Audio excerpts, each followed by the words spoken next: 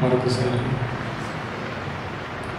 మీకు అత్యున్నత కృపను బట్టి, కనికరాన్ని బట్టి మీకు వందనాలు చెల్లిస్తున్నాం తండ్రి. గత వారం నుంచి ఈ వారం వరకు సజీవ లెక్కలలో మమ్మల్ని నుంచి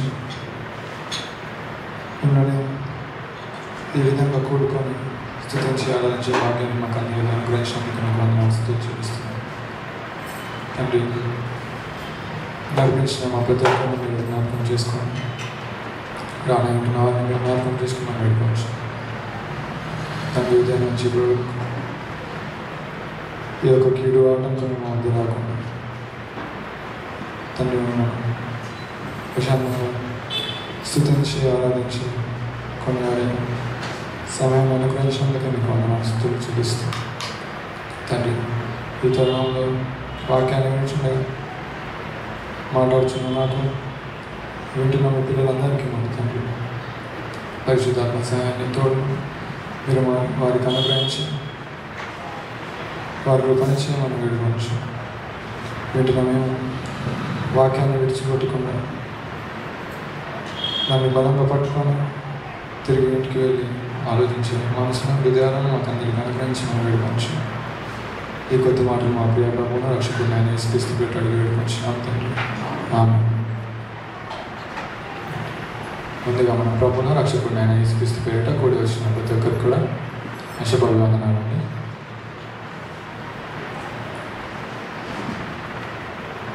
ఒకసారి మనము గత 2 వారాల నుంచి నేర్చుకుంటున్నటువంటి అంశాన్ని గురించి గుర్తు చేసుకొని ముందుకెళ్దాం. గత వారం కాకుండా అంటే నేను చెప్పినప్పుడు గత వారం కాకుండా అంతకుముందు వారం మనం ఏం నేర్చుకున్నాం, లేకపోతే దేని గురించి మాట్లాడుకుంటున్నాం?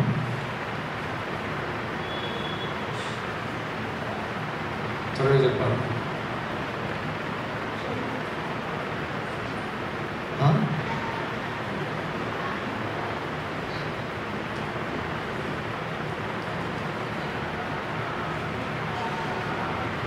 గత వారం కాకుండా అటుపోయిన వారం. గత వారం ఏం మాట్లాడుకున్నాం?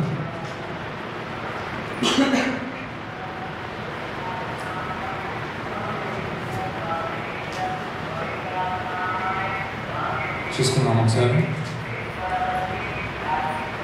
మొదటి కొరింథీయులకు రాసిన పత్రిక 1వ అధ్యాయం. 1 కొరింథీయులకు రాసిన పత్రిక 1వ అధ్యాయం. 1 Corinthians chapter number 1.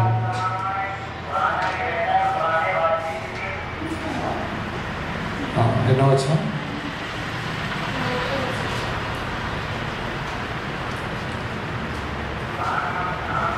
ఎన్నో వచ్చిన చదువుకున్నాం. 4th verse నుంచి చదువు. క్రీస్తు యేసునందు మీకు అనుగ్రహింపబడిన దేవుని కృపను చూచి మీ విషయమై నా దేవునికి ఎల్లప్పుడూ కృతజ్ఞతాస్తుతులు చెల్లించుచున్నాను. క్రీస్తుని గురించిన సాక్ష్యము మీలో స్థిరపరచబడినందున ఆయన యందు మీరు ప్రతి విషయములోనూ అనగా సమస్త ఉపదేశంలోనూ సమస్త జ్ఞానములోనూ ఐశ్వర్యవంతులైతే గనుక ఏ కృపావరం నందును లోపము లేక మీరు మన ప్రభువైన యేసుక్రీస్తు ప్రత్యక్షత కొరకు ఎదురు చూస్తున్నారు. చదవండి. మన ప్రభువైన యేసుక్రీస్తు దినమందు మీరు నిరపరాధులై ఉన్నట్లు అంతము వరకు ఆయన మిమ్మల్ని స్థిరపరచును. మన ప్రభువైన యేసుక్రీస్తు అను తన కుమారుని సహవాసమునకు మిమ్మల్ని పిలిచిన దేవుడు నమ్మతగినవాడు. చాలు. ఏం నేర్చుకున్నాం గత వారం మనం? ఈ వాక్య భాగాన్ని బట్టి ఏం నేర్చుకున్నాం?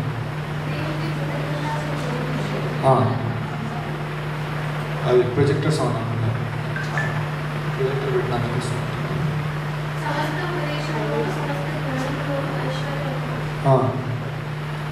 ఎలా ఐశ్వర్యవంతులం అవుతామంట? ఎలా ఎలా ఐశ్వర్యవంతులం అవుతాం? అక్కడ కింద చెప్తా ఉన్నాడు, సమస్త జ్ఞానంలోనూ ఐశ్వర్యవంతులే. ఎలా? 5వ వచనం, క్రీస్తును గూర్చిన సాక్ష్యము మీరు స్థిరపరచబడినందున ఆయన యందు మీరు ప్రతి విషయంలోనూ అనగా సమస్త ఉపదేశములోనూ సమస్త జ్ఞానములోనూ ఐశ్వర్యవంతులు అవుతారు. ఎలా ఐశ్వర్యవంతులం అవుతారు? మనము ఎలా ఐశ్వర్యవంతులం అవుతాం? సమస్త విషయాలు, ఎవరిని గురించిన సమస్త విషయాలు? క్రీస్తుని గురించినటువంటి సమస్త విషయాలు. ఆ సమస్త విషయాలు ఏమేమి ఉంటాయి అందులో? సమస్త విషయాలలో ఏమేమి ఉంటాయి? కొరింథీయులకు రాసిన మొదటి పత్రిక 15వ అధ్యాయం, 1 Corinthians chapter number 15, verse number ఎంత? 15, 14, 15 చదవండి.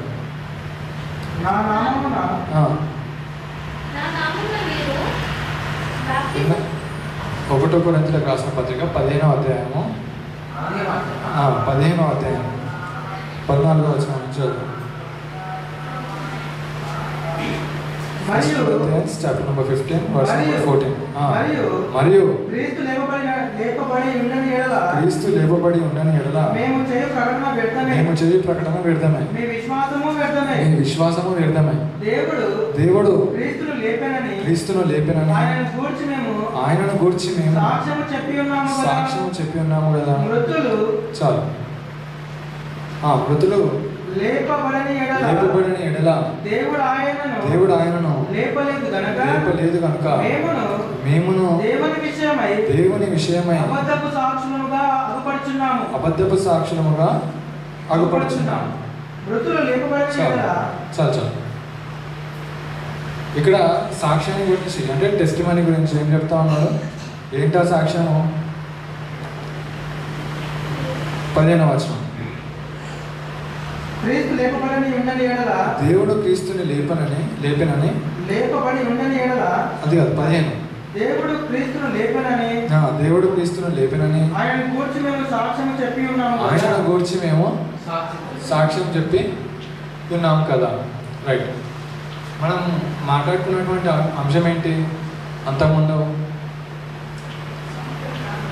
రక్షణ గురించి, అవునా? రక్షణ గురించి మాట్లాడుకుంటా ఉన్నాం. ఇప్పుడు మనకి రక్షణ, ఎటువంటి రక్షణ అవసరం? రక్షించే రక్షణనా, లేకపోతే రక్షించే విశ్వాసమా, లేకపోతే రక్షించలేని విశ్వాసమా?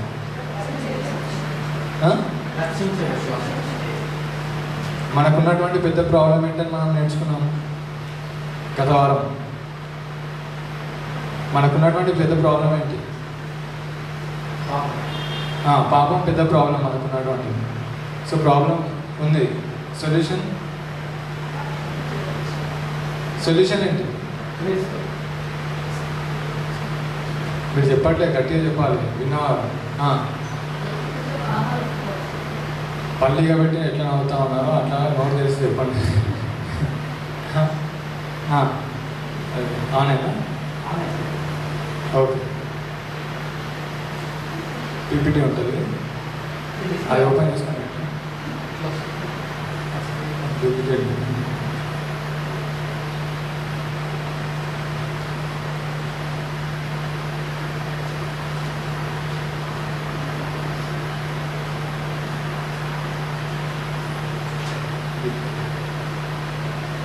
రైట్. ఎటువంటి విశ్వాసం కావాలి మనకి? రక్షించే విశ్వాసం, అవునా? ఒకసారి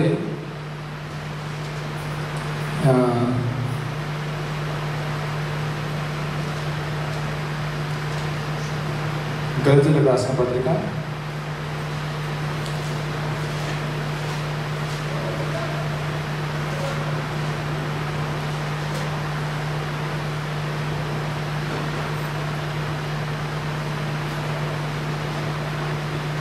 5వ గలతీయులకు రాసిన పత్రిక Galatians chapter number 2 verse number 20.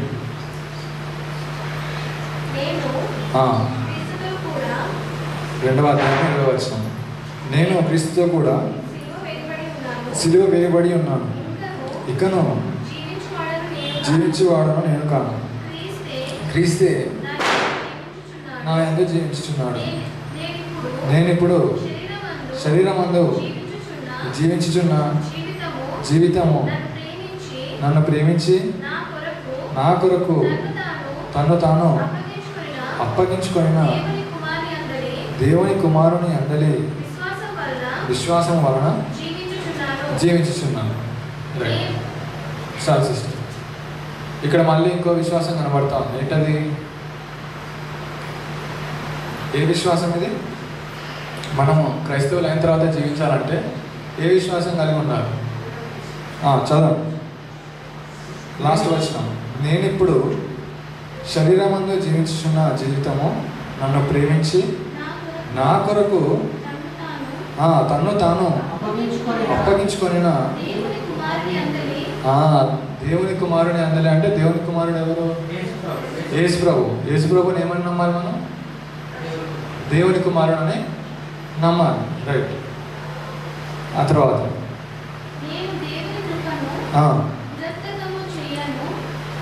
ఎన్నో చదువుతున్నా, దేవుని కుమారుని అందలి విశ్వాసం వలన జీవించుచున్నాను. చాలు.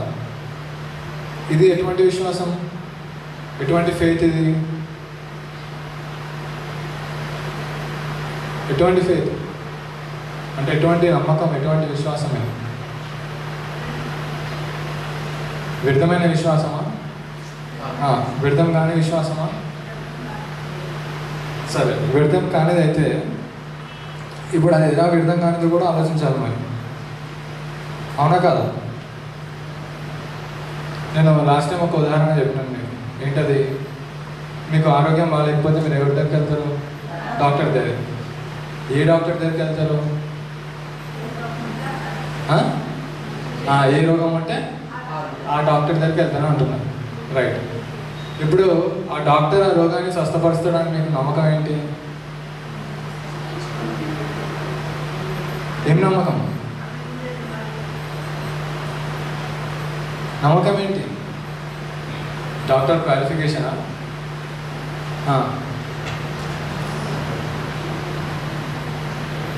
డాక్టర్ పెద్ద హాస్పిటల్ పనిచేస్తున్నాడు కాబట్టి ఎల్ఐసి చేయించుకుంటే నయమైపోతుంది అనుకుంటున్నారా?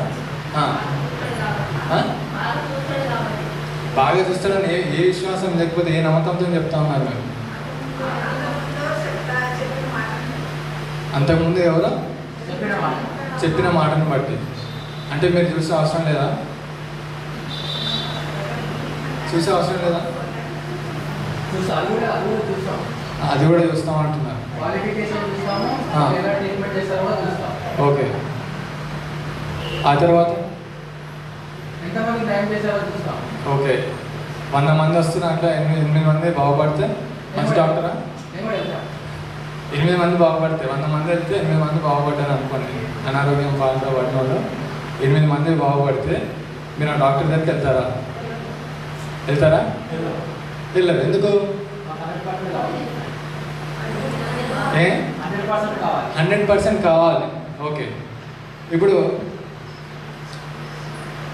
గత వారం బ్రదర్ ప్రభాకర్ చెప్పినట్టు ఏం చేయాలంటే మనం దేవుణ్ణి వెతకాలి.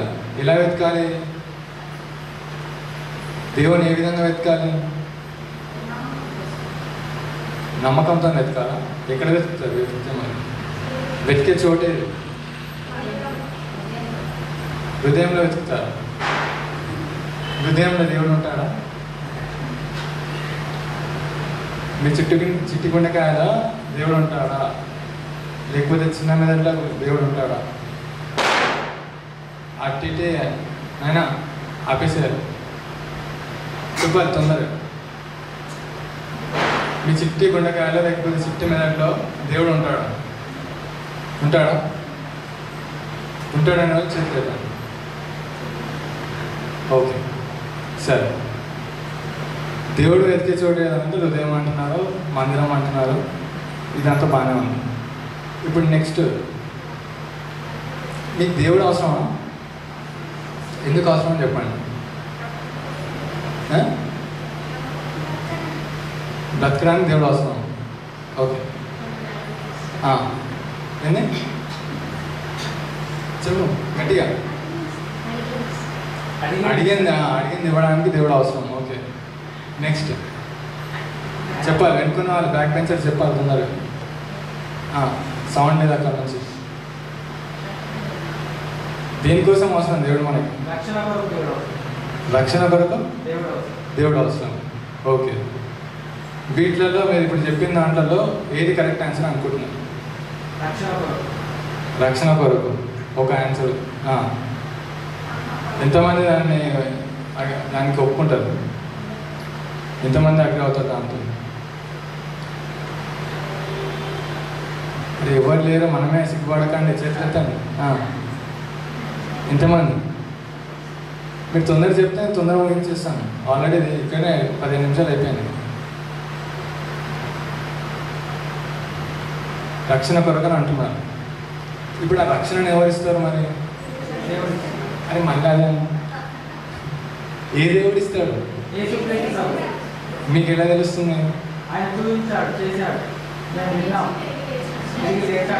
ఓకే,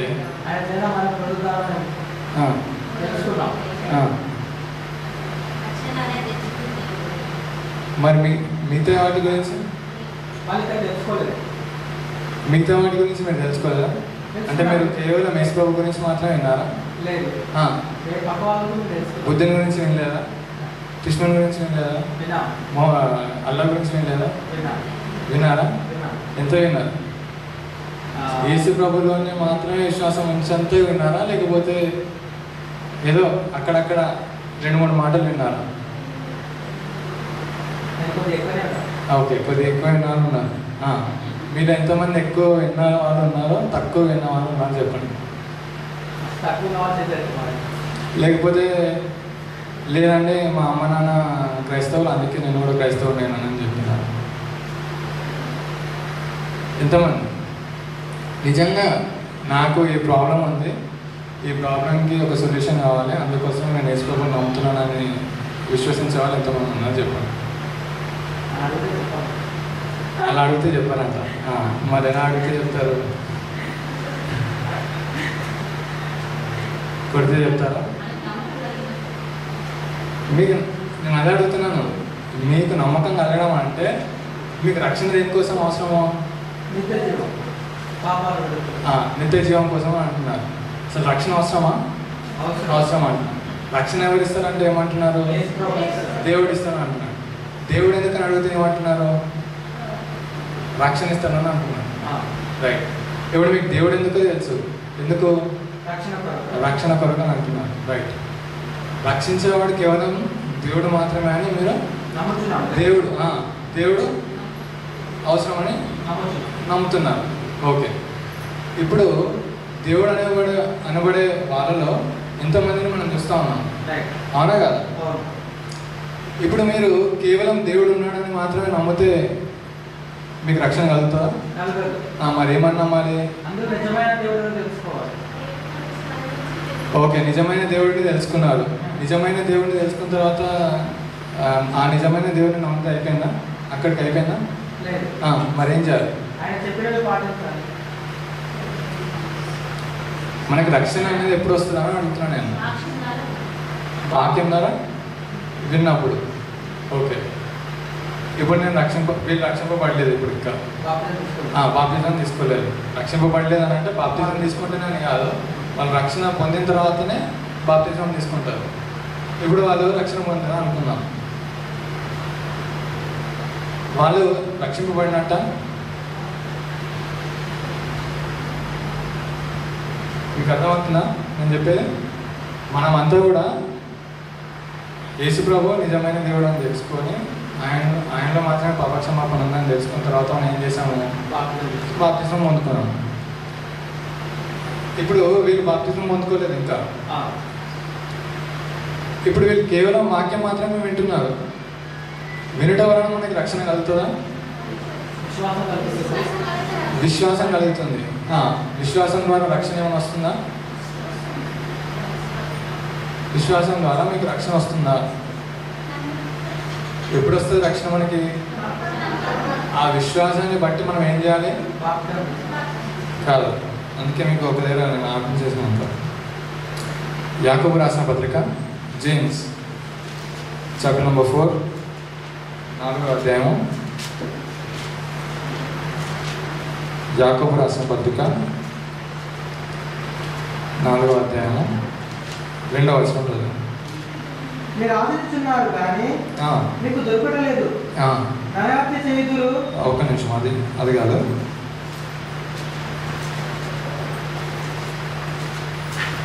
2వ అధ్యాయం 2వ అధ్యాయంకి రండి.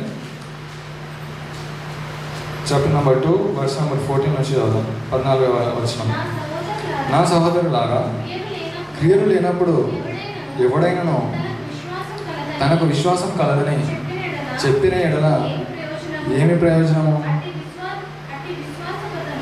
అట్టి విశ్వాసం అతన్ని రక్షింపగలదా?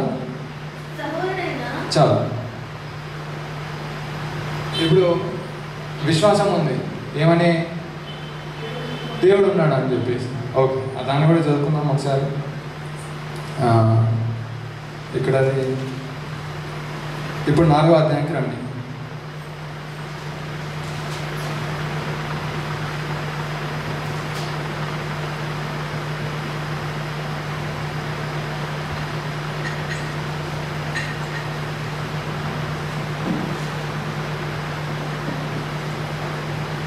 వచ్చారా?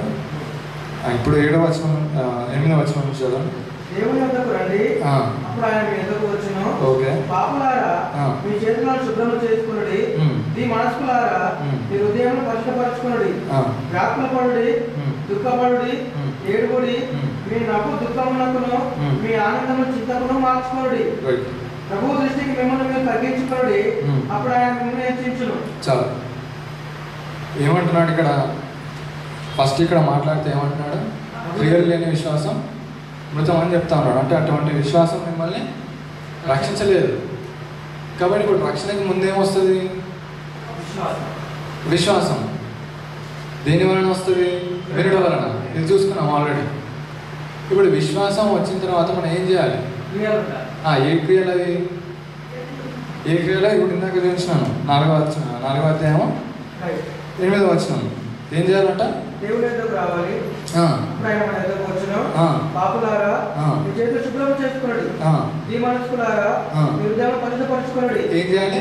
హృదయాలను ఏం చేయాలి? మనం పరిశుద్ధపరచుకోవాలి. ఎలా చేస్తాం అది?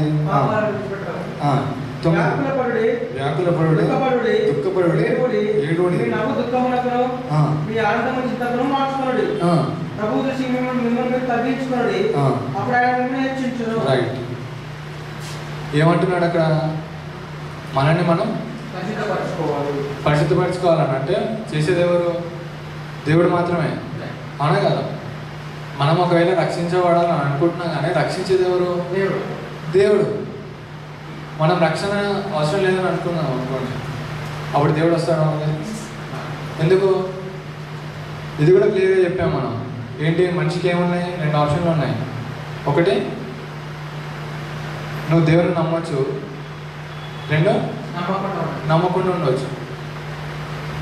అంటే దేవునికి విధేయతను చూపడం. అందుకే అక్కడ ఏం రాసినటువంటి ఒకసారి 7వ వచనం. కాబట్టి దేవునికి లోబడి ఉండు. లోబడి ఉండడం అంటే విధేయత చూపడం, ఒబీడియంట్గా ఉండడం. దీని గురించి కూడా మనం ఆల్రెడీ మాట్లాడుకున్నాం 3 వారాలు. మళ్ళీ అదే సౌండ్ వాచ్ది. వాక్యం వినకపోతే ఇక్కడ కూర్చోదు. నెక్స్ట్ ఆ తర్వాత ఏం మాట్లాడుతున్నాము? ఒకవేళ విశ్వాసం ఉంటే కనుక అది ఎటువంటి విశ్వాసమే ఉండాలి? మనం రక్షించేదా? రక్షించలేనిదా? రక్షించేది. రక్షించలేనిదైతే ఆ విశ్వాసం మనకి అవసరం లేదు, వ్యర్థం, వేస్ట్ అది. ఇప్పుడు రక్షించే విశ్వాసం అంటే ఎటువంటి విశ్వాసం అంటున్నాడు చూడండి. మళ్ళీ 1 కొరింథీయులకు రాసిన మొదటి పత్రిక 1వ అధ్యాయం 14వ వచనం. నా నామమున ఎవరైనా చెప్పుకున్నట్లు క్రీస్తునకును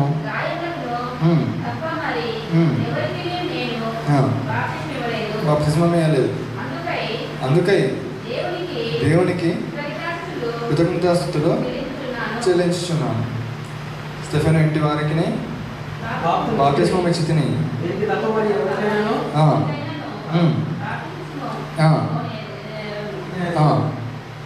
బాప్తిస్మం ఇచ్చుటకు క్రీస్తును పంపలేదు కానీ వ్యర్థము కాకున్నట్లు వాక్చాతుర్యము లేకుండా సువార్త ప్రకటించుటకి ఆయన నన్ను పంపాను. నశించుచున్న వారికి వెరితనము గాని రక్షింపబడుచున్న మనకు దేవుని శక్తి. ఇది కేవలం దేవుని శక్తి. ఆ తర్వాత కిందికి వస్తే దేవుని శక్తి కాకుండా ఇంకేంటో చెప్తా ఉన్నాడు. ఇందు విషయమై జ్ఞానుల జ్ఞానమును నాశనము చేతును వివేకుల వివేకమును శూన్యపరుతును అని వ్రాయబడి ఉన్నది. ఇప్పుడు జ్ఞాని ఏమాయను, శాస్త్రి ఏమాయను, ఈ లోకపు తర్కవాది ఏమాయను, ఈ లోక జ్ఞానమును దేవుడు వెరితనముగా చేసి ఉన్నాడు కదా. దేవుని జ్ఞానానుసారముగా లోకము తన జ్ఞానము చేత దేవునిని ఎరుగకొండినందున సువార్త ప్రకటన అను వెర్రితనము చేత అమ్మవారిని రక్షించుట దేవుని దయాపూర్వక సంకల్పమాయ. ఎందుకో మనిషి నమ్మలేకపోతున్నాడు? లోక జ్ఞానంతో వాడి కళ్ళు మూసుకుపోయినాయి. ఇప్పుడు వాడి కళ్ళు తెరవాలంటే ఏ జ్ఞానం కావాలి? దేవుని జ్ఞానం. ఆ దేవుని జ్ఞానం ఏంటని చెప్తా ఉన్నాడు? సువార్త. ఇప్పుడు సువార్త వలన మీరు రక్షణలోకి వచ్చారు. ఏమని నమ్మారు మీరు? నేను ఒక పాపిని, నాకేం కావాలి? రక్షణ కావాలి. ఈ రక్షణ దేంట్లో ఉంది? ఎవరిలో ఉంది? క్రీస్తులోనే, క్రీస్తు ద్వారా మాత్రమే ఉందని చెప్పేసి మీరు నమ్మినారు. రైట్. ఇప్పుడు నేను అడుగుతాను, కిందికి రండి ఒకసారి. 22వ వచనం. యూదులు సూచక క్రియలు చేయమని అడుగుతున్నారు. యూదులు అంటే యూదులు ఎవరు? ఇజ్రాయేలీలు. ఇజ్రాయేలీలు అంటే మనం ఏమంటాం? యూదులు. రైట్. నెక్స్ట్. గ్రీసు దేశస్తులు జ్ఞానం వెతుకుతున్నారు. ఒక నిమిషం. గ్రీసు దేశస్తులు ఎవరు? గ్రీకులు. గ్రీసు దేశస్తులు అంటే గ్రీక్ దేశంలో ఉన్నటువంటి గ్రీకులని మనం ఏమంటాం? గ్రీసు దేశస్తులు అని అంటాం. వాళ్ళు ఏం వెతుకుతున్నారంట? జ్ఞానం వెతుకుతా ఉన్నారు. యూదులు ఏం అడుగుతున్నారు?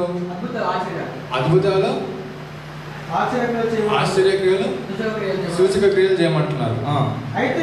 అయితే మేము సిలువ వేయబడిన క్రీస్తును ప్రకటించుచున్నాము. ఆయన యూదులకు ఆటంకముగాను అన్యజనులకు వెర్రితనంగాను ఉన్నాడు. కానీ యూదులకేమి గ్రీసు దేశస్తులకేమి పిలువబడిన వారికి క్రీస్తు దేవుని శక్తియును దేవుని జ్ఞానమునై ఉన్నాడు.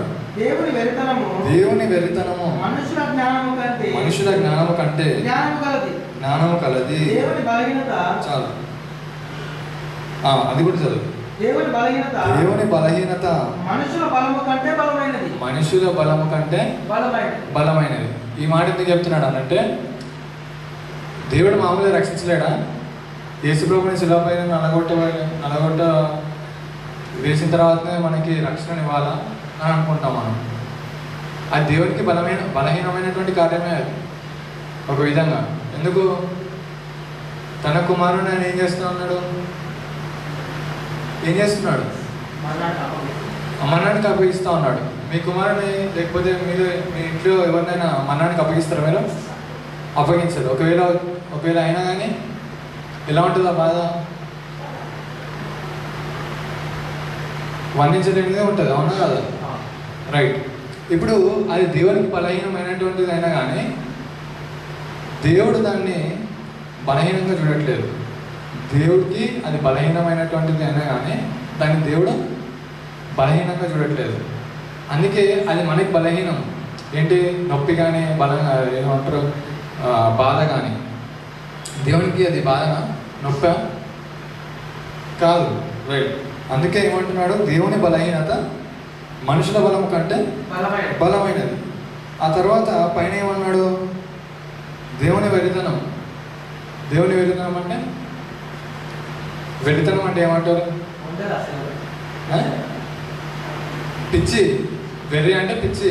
అరే వెర్రోడు అని అంటాం. వెర్రోడు అంటే మంచోడనా? పిచ్చోడని అర్థం. ఎటువంటి పిచ్చి అది? ఎటువంటి పిచ్చి? మనుషుల జ్ఞానం కంటే జ్ఞానమైనటువంటి పిచ్చి అది. అంటే ఏంది? ఎవరైనా వచ్చి మీతో అరే యేసు ప్రభు దేవుడు కాదని అంటే మీరు అంటారా? ఏమనంటారు? అవునరా అని అంటారా? కాదురా అని అంటారా? ఏమోరా నాకు తెలియదు అంటారా? ఏమంటారు? ఓకే, నిజమైన దేవుడు ఆయన అంటారు. ఎలా అంటారు? ప్రశ్న అది. ఇప్పుడు ఈరోజు టాపిక్ అది. ఎలా?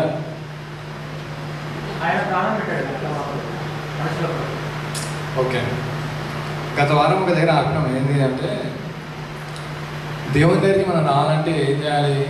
దేవుని రుచి చూసి ఆయన దగ్గరికి రావాలి, తెలుసుకోవాలి. తెలుసుకోవడం అంటే ఆయన దగ్గర రావడం. దేవుని ఏం చేయాలి? రుచి చూసి తెలుసుకోవాలి. రైట్. మనం ఇంట్లో వంట వండుతాం.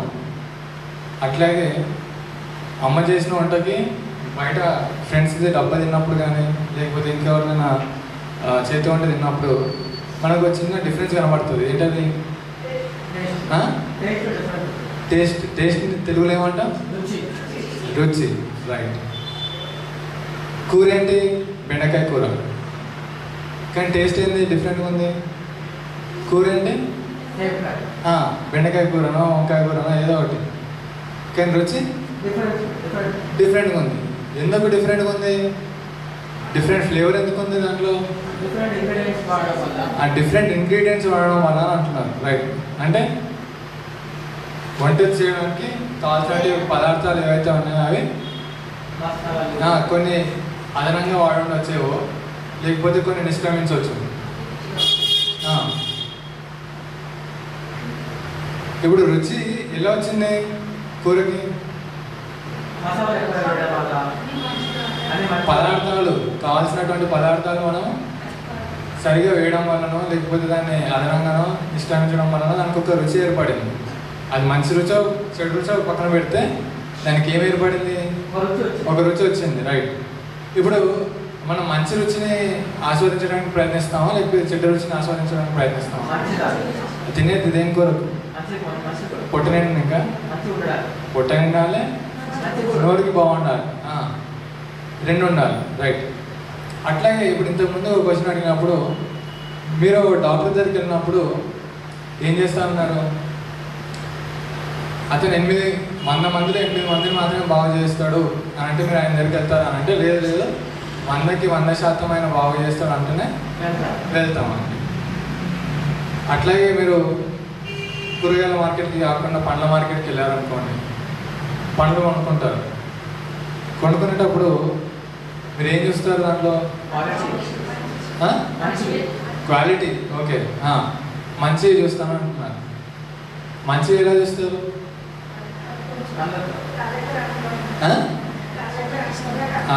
కళ్ళకు రమణంగా అర్థమైంది అంట. అవును, ఇక డైరెక్ట్ అవ్వ తర్వాత చెప్పాలి.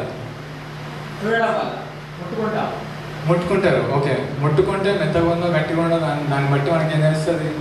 అది పండు అయిందా లేదా కాయ ఉందా, స్మెల్ వాసనను బట్టి మనం చెప్తాం. కొంతమంది బండి మీద పోసి చూడండి మేడం చూడండి అంటారు. రైట్. రుచి చూసి చెప్తారు డైరెక్ట్గా. ఓకే. ఇప్పుడు ప్రతిదీ మనం వంట కానివ్వండి, బయట ఏదైనా వస్తువు కానివ్వండి, ప్రతిదీ ఏం చేస్తూ ఉన్నాము? టేస్ట్ చేస్తూ ఉన్నాం. కానీ దేవుని దగ్గరికి వచ్చేసరికి ఏమైపోతుంది? టేస్ట్ చేయలేకపోతున్నాం. ఎందుకు? ఇప్పుడు ఇంకో ప్రశ్న మళ్ళీ, కూర మంచిగా అయిందా లేదా, బాగా అయిందా లేదా అని తెలుసుకోవడానికి కూర మొత్తం తినేస్తారా? అన్నం ఉడికిందా లేదా అనడానికి మొత్తం అన్నం తినేస్తారా? ఏం చేస్తారా? ఒక మెతుకు తీసుకొని దాన్ని నొక్కి ఏం చేస్తారు? చూసి ఏమంటారు దాన్ని? అన్నం ఉడికింది, లేకపోతే కూరలో ఉప్పు తక్కువైందో కారం ఎక్కువైందో ఏదో ఒకటి చెప్పి చూస్తూ ఉంటారు. రైట్. ఇప్పుడు ఇన్ని విశ్వాసాలు ఉన్నాయి కదా. ఇన్ని విశ్వాసాలలో మనకి ఏ విశ్వాసం కరెక్ట్ అయినది లేకపోతే మంచి రుచి కలది అని ఎలా తెలుస్తుంది? తింటే తెలుస్తుంది. రైట్. ఎంత తినాలి? ఇప్పుడు ఎంత తినాలి? నేను ఒక ప్రశ్న అడిగినా, మీకు గుర్తుందా? మీరు యేసుప్రభుని తెలుసుకునేటప్పుడు మిగతా వారిని గురించి కూడా తెలుసుకున్నారా లేదా అని చెప్పేసి ఎంతవరకు తెలుసుకున్నారో అని అడిగాను. మీరు ఏమన్నారు? కొంతమంది ఎక్కువ తెలుసుకున్నాము, కొంతమంది తక్కువ తెలుసుకున్నాము అని అన్నారు. ఇప్పుడు మనకి ఆన్సర్ ఏంటి? అన్నం బాగా ఉడికిందా లేదా అంటే ఎన్ని మెతుకులు తీయాలి? 1-2 చాలు. రైట్. కూరలో ఉప్పు తక్కువైందా లేదా అని తెలియడానికి ఎంత తీయాలి? రసం కొంచెమే. మొత్తం తినేస్తామా? మొత్తం తినలేము. రైట్. ఇప్పుడు ఇది మీకు బాగా అర్థమవుతే, విశ్వాసం అనేది కూడా ఎన్నో విశ్వాసాలు మన చుట్టుపక్కల ఉన్నప్పటికీ మనము సరైన విశ్వాసాన్ని ఎలా తెలుసుకోగలుగుతాము? ఉదాహరణకు మనం ఇక్కడ ఉన్నాం కదా, ఈరోజు క్రీస్తులో మనం ఉన్నామంటే దేన్ని బట్టి? ఎలా? వినుట వలన విశ్వాసం వస్తుంది. దేని వలన? వినుట వలన. రైట్. ఇప్పుడు మనం అంతా కూడా ఇక్కడ విన్నాం. ఏ విశ్వాసంలోకి వచ్చాము? ఓకే, నిజమైన విశ్వాసం అంటే క్రీస్తులోనికి విశ్వాసంలోకి వచ్చాము. ఇప్పుడు ఇదే విశ్వాసాన్ని వేరే వాళ్ళు వేరే రీతిగా ప్రకటిస్తూ ఉన్నారు అనుకోండి. అదే విశ్వాసం ఉండొచ్చు, అది ఏదైనా ఉండవండి. ఇప్పుడు ఆ విశ్వాసానికి ఈ విశ్వాసంలో ఉన్నటువంటి ప్రత్యేకత ఏంటి? మీరు నమ్మడానికి కారణం ఏంటి?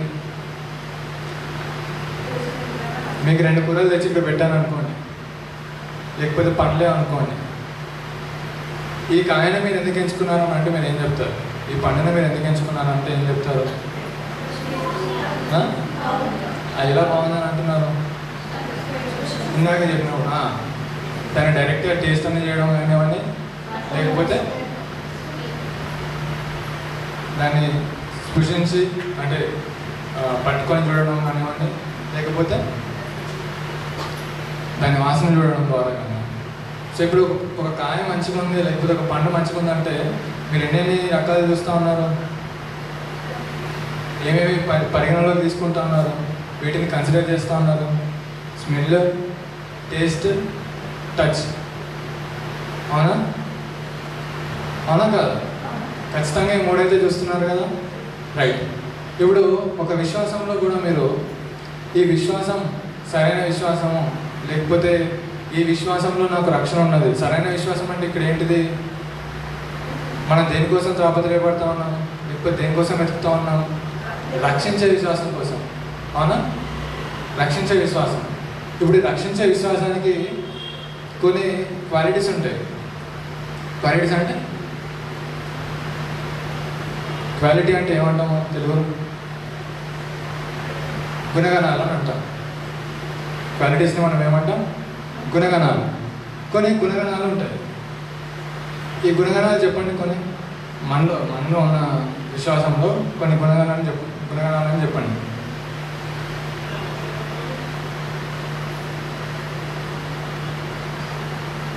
ఏం తెలియదు, ఆ గుడిగా నమ్మేసి వచ్చినారా?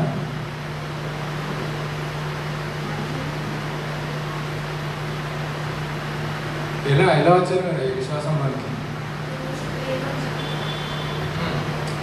గట్టిగా చెప్పండి.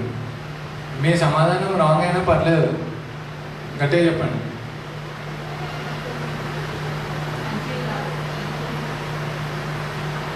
మీరు కరెక్ట్ ఆన్సర్ ఇస్తురా రైట్ ఆన్సర్ ఇస్తురా అన్నదే ఇక్కడ అనవసరం. ప్రస్తుతం అది రాదు మనకి. నాకు ఆన్సర్ రెస్పాన్స్ కావాలి. ఓకే, ఒకటి దేవుని ప్రేమ, 2 తర్వాత నీతి, దేవుని నీతి రైచియస్నెస్, ఆ తర్వాత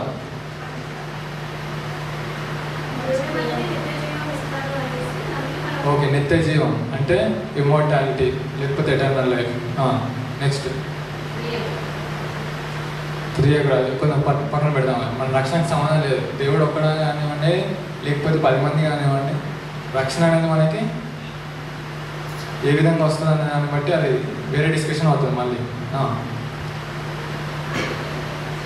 నెక్స్ట్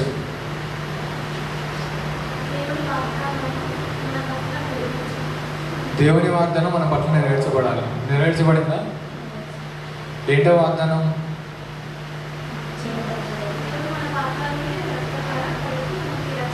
రైట్.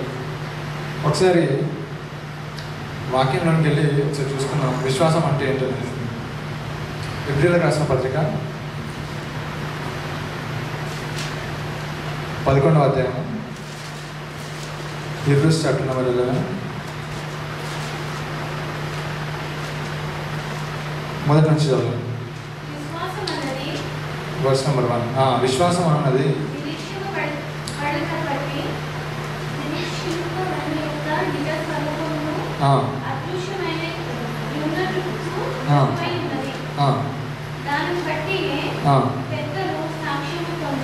చాలు.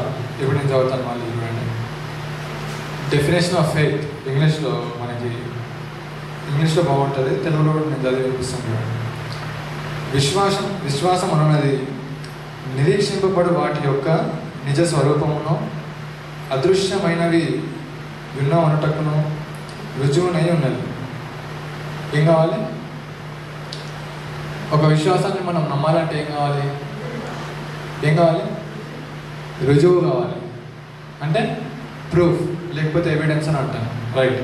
ఇప్పుడు ఫెయిత్కు ఉన్నటువంటి ఒక క్వాలిటీ ఏంటి? ఫెయిత్కు ఉన్నటువంటి ఒక క్వాలిటీ ఏంటంటే అది ఎవిడెన్షియల్. ఇప్పుడు చదవండి. విశ్వాసం అన్నది ఏంటంట? నిరీక్షింపబడు వాటి యొక్క నిజ స్వరూపం. నిరీక్షింపబడడం అంటే ఒక దాని గురించి ఎదురు చూడడం, దాని యొక్క నిజ స్వరూపం. అంటే ఎదురు చూస్తూ ఉన్నాం కానీ ఇంకొచ్చిందా? రాలేదు. కానీ వస్తే అది నిజ స్వరూపం అవుతుంది, రియాలిటీ. చదవండి నెక్స్ట్. అదృశ్యమైనవి ఉన్నవనుటకు రుజువునై ఉన్నది. చాలు. అదృశ్యమైనవి అంటే కంటికి కనబడేటివా? వినబడేటివా? స్పృశించేదా? లేదు. అవన్నీ అదృశ్యమైనవి. కానీ అదృశ్యమైన వాటిని కూడా మనము ఏం చేయొచ్చు అంటే ఉన్నవారిని నమ్ముటకు మనకేమవుతుంది? అది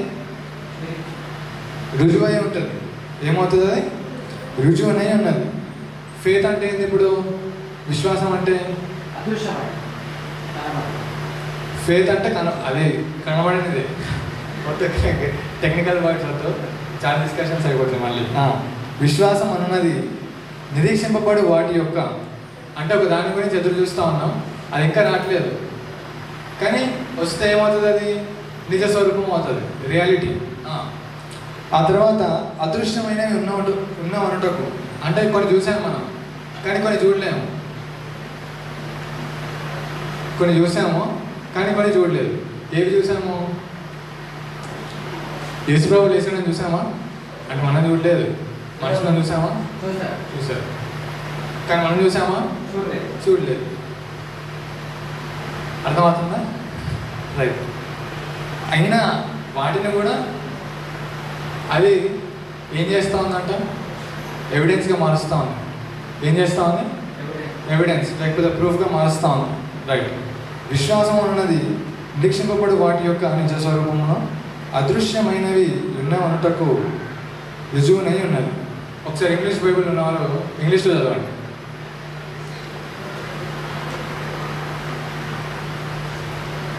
లేదా సరే నేను చదువుతాను. Faith is a conviction of అని ఉంటుంది. కన్విక్షన్ అంటే కన్విక్షన్ ఏంది? English school medium English medium ఏదో చదవలేదా? కన్విక్షన్ పట్టుదల, ఒక పట్టుదల అంటాం. అంటే ఈ కాంటెక్స్లో పట్టుదల ఏంటది? ఖచ్చితంగా యేసు ప్రభు జన్మించాడు, ఉన్నాడు, తిరిగి లేచాడు. ఇది పట్టుదల, right. Faith is the conviction of. చూసారా చూడండి అంటుంది మన interest. Verse Hebrews chapter number 11 verse number 1.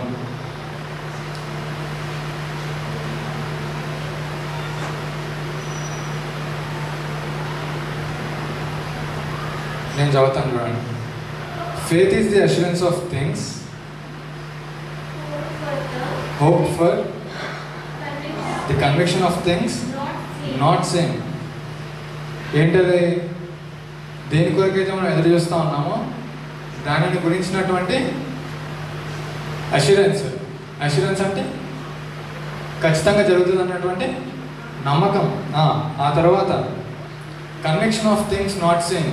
Conviction of things not seen అంటే చూడలేనటువంటి విషయాలను కూడా మనము ఖచ్చితంగా బలంగా నమ్మేటువంటిదే ఉండాలి.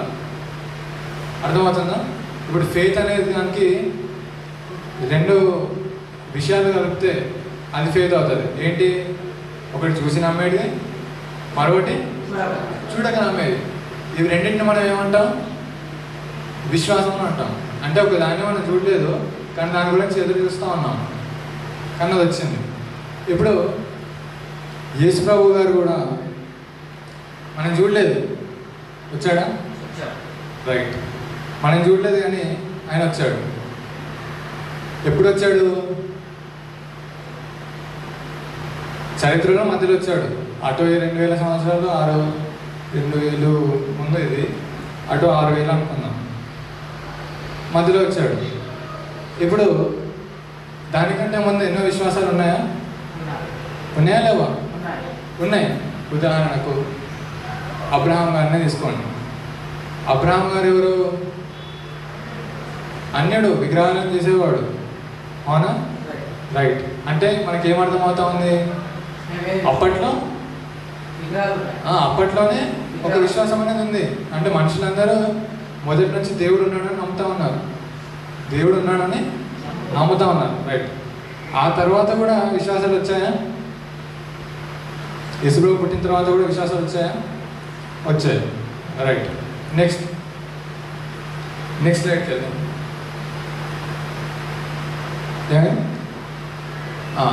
ఇది రైట్. ఇప్పుడు యేసు ప్రభు తర్వాత వచ్చిన విశ్వాసాలు చూద్దాం. ఒకటి ఏంటిది? ఇస్లాం. అంటే ఎవరు స్థాపించారు? మొహమ్మద్. నెక్స్ట్ బహాల్. బహాల్ అనేది ఎవరు స్థాపించారు? పౌల్ అని ఒక వ్యక్తి స్థాపించాడు. తర్వాత అహ్మదియా అని ఒకటి వచ్చింది. ఈ అహ్మదియా అనేది ఎవరు స్థాపించారు? మిర్జా గులాం అహ్మద్ అని. ఆ తర్వాత ఇవన్నీ కాకుండా కొత్తగా ఒకటి న్యూ ఏజ్ మూమెంట్ అని స్టార్ట్ అయింది. అది ఎవరు స్థాపించారు? మన ఇండియాలో ఉన్నటువంటి దీపక్ చోప్రా అనేసి. రైట్. ఇప్పుడు ఇవేమో క్రీస్తు పుట్టిన తర్వాత వచ్చినటువంటి విశ్వాసాలు లేకపోతే నమ్మకాలు. ఇప్పుడు క్రీస్తుకి ముందు ఉన్నటువంటి విశ్వాసాలు, నమ్మకాలు చూద్దాం.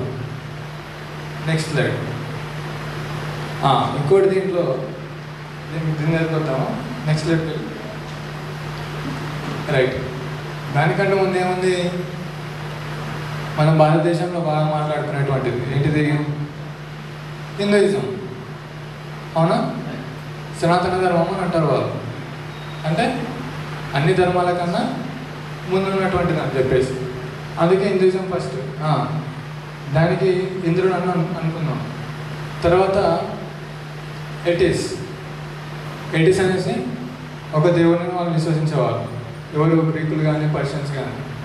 ఇక్కడ ఇంకోటి హెరకిల్స్ అని ఉంది. హెరకిల్స్ అంటే ఎవరో కాదు, మనం స్కూల్లో ఉన్నప్పుడు బాగా విన్నటువంటి పేరు హెర్కులస్, గ్రీక్ మిథాలజీలో. తర్వాత కృష్ణుడు, మళ్ళీ ఇది కూడా హిందూ ఫిలాసఫీలో ఒకటి. ఆ తర్వాత ఎవరు? మిత్రాస్. ఆ తర్వాత ఏముంది? మనకి బాగా పరిచయమైనటువంటి బుద్ధిజం. రైట్. ఇప్పుడు ఇవన్నీ కూడా ఎటువంటి విశ్వాసాలు? క్రీస్తుకు ముందున్నటువంటివి, క్రీస్తు తర్వాత ఉన్నటువంటివి. రైట్. ఇప్పుడు వెనక్కి వెళ్ళి ఒకసారి. ఇప్పుడు క్రీస్తు ముందున్నటువంటి విశ్వాసాలలో, క్రీస్తు తర్వాత ఉన్నటువంటి విశ్వాసాలలో క్రీస్తుని గురించినటువంటి విషయాలు ఏమైనా ఉన్నాయని అంటే ఉన్నాయనే చెప్తా ఉన్నారు. ఏంటిది? మనం మాట్లాడుకునే కొన్ని విషయాలు ఉంటాయి కదా, ఆ విషయాలు మీరు వేరే వాళ్ళతో, వేరే విశ్వాసంలో ఉన్నటువంటి మనుషులతో మాట్లాడుతున్నప్పుడు, అరే మా దాంట్లో కూడా ఇట్లానే చేస్తారండి అని మనం వింటూ ఉంటాం. అవునా కదా? రైట్. అట్లాగే కొన్ని విషయాలు మేము ఇట్లాగే చేస్తాం కానీ కొంచెం వేరేగా చేస్తాం. అవునా? అది మోడిఫైడ్ కిందకి వస్తుంది. మెన్షన్ అంటే ఏం చేయమో కానీ దాని గురించి మనము ప్రస్తావన చేస్తాం, మాట్లాడుకోవడం, దాన్ని మెన్షన్ అంటాం. మార్చడం అంటే ఉన్నదాన్ని ఉన్న పట్టున తీసుకొచ్చి దాంట్లో కలిపేయడం. నెక్స్ట్ ఇప్పుడు క్రీస్తు తర్వాత వచ్చిన దాంట్లో ఖచ్చితంగా ఏవో కానీ చిన్న మార్పులు అవేవో చేసి మార్చే అవకాశం ఉంది, లేకపోతే మంచి ప్రాక్టీసెస్ని మనం తీసుకునే అవకాశం ఉంది. అవునా కదా? ఇప్పుడు రోడ్ మీద వెళ్తున్నప్పుడు ఉంచొద్దని చెప్పేసి మనం అంటాం. అది మంచి ప్రాక్టీసా? అంటే మంచి ఏమంటారు, అదే ఆ ప్రాక్టీస్ మీద తెలుగులో ఏమో అంటారు, మర్చిపోయాను నేను. మంచి ఉద్దేశంతో చెప్పేటువంటి వాక్యమా, లేకపోతే చెడు ఉద్దేశంతో చెప్పేటువంటిదా? మంచి ఉద్దేశంతోనే. ఎందుకు? మన యొక్క సిటీని మనము పరిశుభ్రంగా ఉంచుకోవడానికి. ఈ ప్రాక్టీస్ ఇప్పుడు పక్కన చెప్పినా కానీ, మన నుంచి ఎవరైనా చెప్పినా కానీ మనం దాన్ని ఏం చేస్తాము? యాక్సెప్ట్ చేస్తాం, అంటే స్వీకరిస్తాం. అవునా కదా? ఇప్పుడు అట్లాగే యేసుప్రభు తర్వాత వచ్చినటువంటి విశ్వాసాలలో ఏ విశ్వాసమైనా కానివ్వండి, దానిలో ఒకవేళ మనలో ఉన్నటువంటి కొన్ని మంచిని తీసుకొని వాళ్ళు రాసుకున్నారు అనుకోండి, దాన్ని మనం ఏమంటాం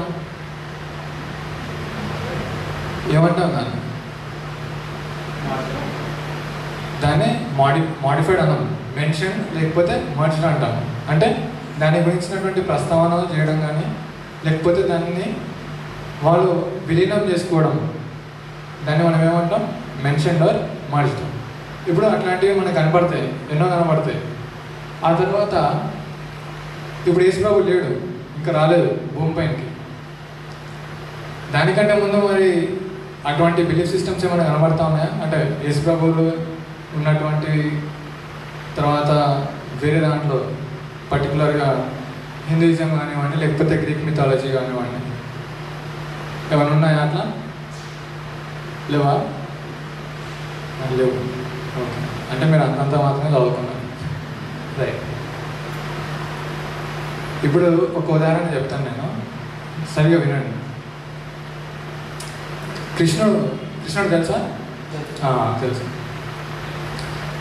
కృష్ణుడు ఎలా పుట్టాడనంటే జైల్లో ఉంటాడు.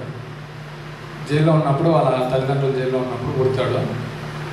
ఇప్పుడు ఆయనని దీని నుంచి కాపాడాలి, వాళ్ళు దాన్ని తీసుకెళ్ళి బుట్టలో పిల్లాన్ని కప్పెట్టేసి నదిలో వదిలేస్తారు వాన పడుతున్నప్పుడు. ఇక ఇది మీరు స్టోరీ ఆల్రెడీ విన్నారు. ఈ స్టోరీ మనకి బైబిల్లో ఎక్కడ కనబడతామన్నా కొంచెం అట్లా టిపాలజీ లాగా కనబడతా ఉంటుంది, అట్లా కలుస్తూ ఉంటుంది. అవునా? రైట్. అంటే అప్పుడు యేసుప్రభు లేడు కదా మరి. ఓకే, ఇంకా పాస్ట్ అంటే యేసుప్రభుతో సంబంధం లేదు, అది మోషే ఇంకా చాలా గతంలో ఉన్నాడు అని చెప్తా ఉన్నారు. రైట్. ఓకే, మీకు అర్థమవుతుందా? జస్ట్ ఎగ్జాంపుల్ అది. కొన్ని మనకి అరే దీంట్లో కూడా ఇట్లే ఉంది కదా, దాంట్లో కూడా అట్లే ఉంది కదా అని మనకి కొన్ని విన్నప్పుడు అట్లా ఆశ్చర్యం కానీ లేకపోతే ఒక కలవరం కానీ మనకి వెళ్తూ ఉంటుంది. Next let.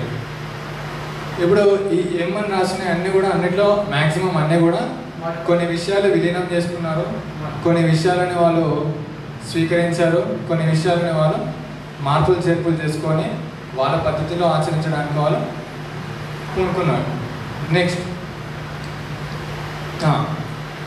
అవి కూడా అంతే, ఆల్మోస్ట్ అవి కూడా అంతే. ఇప్పుడు దీంట్లోకి వస్తే ఇక్కడ మనకి టాపిక్ ఏంటంటే వాళ్ళు మనం నమ్మే విశ్వాసం గురించి ఏం మాట్లాడుతున్నారు అని చెప్పేసి.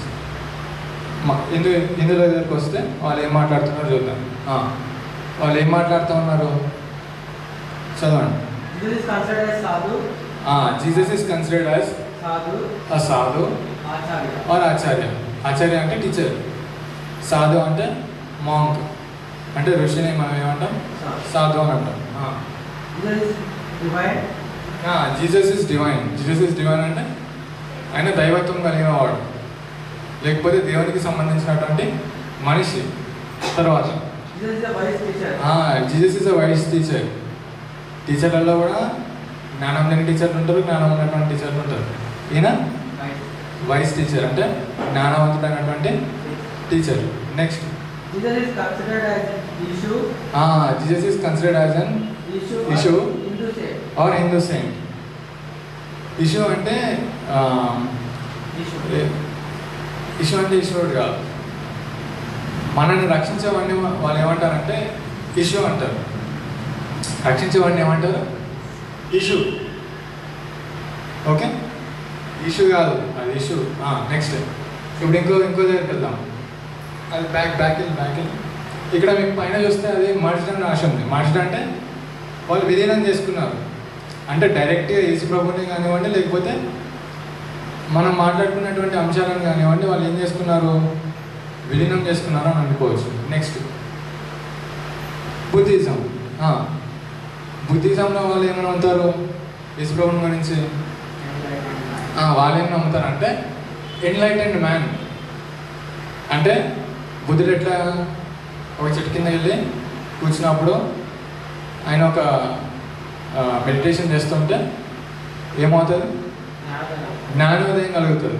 జ్ఞానోదయాన్ని మనం ఏమంటాం తెలుగులో, ఇంగ్లీష్లో ఎన్లైటెండ్ మ్యాన్ అంటారు. రైట్. తర్వాత ఈయన కూడా ఏమైనా ఉంటారు, వీళ్ళు కూడా వైస్ టీచర్.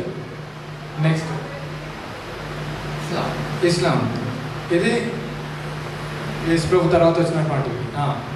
వీళ్ళు ఏం నమ్ముతారో చూడండి. ఇప్పుడు ఇస్లామిక్ డైరెక్ట్గా అక్కడైతే మనకి ప్రస్తావన లేదు యేసు ప్రభు గురించి, కానీ యేసు ప్రభు రావడానికి కానివ్వండి, లేకపోతే బైబిల్లో ఉన్నటువంటి విషయాలు కానివ్వండి, అవి కొన్ని మార్పులు చేర్పులు చేసి విలీనం చేయబట్టి. కానీ ఇక్కడ డైరెక్ట్ ప్రస్తావన ఉంటుంది. డైరెక్ట్ ప్రస్తావన ఏమని? వాళ్ళ గ్రంథాలలో డైరెక్ట్ ప్రస్తావన ఉంటుంది. ఏమని చదవండి first. Jesus is a profit. Profit అంటే ప్రవక్త. ఇప్పుడు ముస్లింలు అందరూ ఏం నమ్ముతారు? యేసు ప్రభుని ప్రవక్తగా నమ్ముతారు. Next Jesus is worthy of reverence. అంటే ఆయనని ఆరాధించడానికి పూజించడానికి ఆయన అర్హుడు. వర్తీ ఆఫ్ రెవరెన్స్ అంటే ఆయనకి రెస్పెక్ట్ ఇవ్వడానికి, పూజించడానికి, ఆరాధించడానికి ఆయన అర్హుడు అని నమ్ముతారు. Jesus is a messenger of God. Messenger of God అంటే దేవుని దూత అని నమ్ముతారు. దేవుని వాక్యాన్ని పట్టుకొచ్చినటువంటి మనిషి అని నమ్ముతారు వాళ్ళు. నెక్స్ట్ జీసస్ ఇస్ ద మెస్సయా. మెస్సయా అంటే మెస్సయా పేరుకి అర్థం ఏంటి? మెస్సయా ఎవరు? మెస్సయా అంటే యేసు ప్రభు అంటే మెస్సయా. మెస్సయా పేరుకి అర్థమైందంటే తెలియదు. రక్షించేవాడు. రైట్. అభిషక్తుడు అంటారు. కరెక్ట్. అదొకసారి చూసుకోండి. Next Jesus will sit beside God at the final judgement. అంటే దేవుని తీర్పు రోజు ఆయన ఎక్కడ కూర్చుంటాడంట? దేవుని పక్కన కూర్చుంటారని నమ్ముతా ఉన్నాను. మనం కూడా నమ్ముతామా? రైట్. తర్వాత జీసస్ విల్ రిటర్న్ అగైన్, అంటే జీసస్ అంటే యేసు ప్రభు తిరిగి వస్తాడు అని నమ్ముతా ఉన్నారు. ఇప్పుడు ఇవన్నీ మనం నమ్ముతామా?